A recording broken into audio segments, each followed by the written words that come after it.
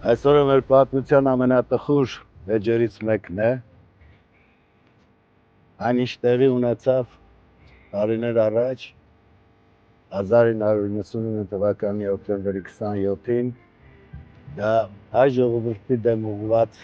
թունավոր նետի սլացք էր, որով ուզեցին կասեցնել մեր ընթացքը։ Բայց մոռացել էին, որ Վազգեն Սարգսյանի նմանները հավերժության ճամփորդներ են, նրանց արած գործը, նրանց ստեղծածը,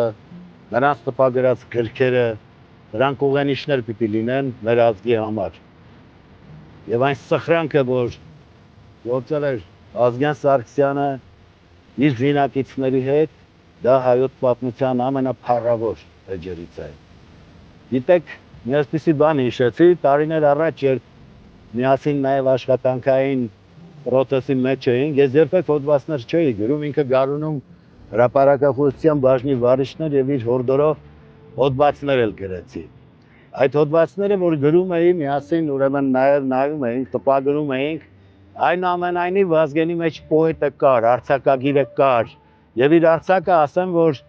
շատ փայլուն արձակ էր, իր շրխկան մուտքը հացի փորձություն գրքով եղավ, եւ մեկը ես իրեն ասեցի, գիտես, Վազգեն, այստեղ էլ շատ անելիքներ ունես, երբ նոր էր սկսել մարտերին մասնակից դառնալ, դեռ այդպես չձևավորված բանակ, չձևավորված ռազմական գործողություններ, ասես գիտես, ստեղի գործերը ավարտենք, հետո իհարկե ես մյուսներն էլ կիսատ չենք թողելու։ Դա իմ հետ շատ տպավորվեց, հետո տարիներ անց, երբ փորձեցի Վաչագանին ասել, գիտես, այստեղ էլ շատ գործեր կա, ասեց, հա, այնտեղ ավարտենք, շարունակենք այստեղ։ Անմահական խորհուրդները կրողները մեզ հետ են, մենք էլ իրենց հետ այդ ճանապարհով գնալու ենք։ Մեր երկիրն էլ հավերժության ճամփորդ է եւ այդ հավերժականությունը կնքել է նաեւ նման քաջերով։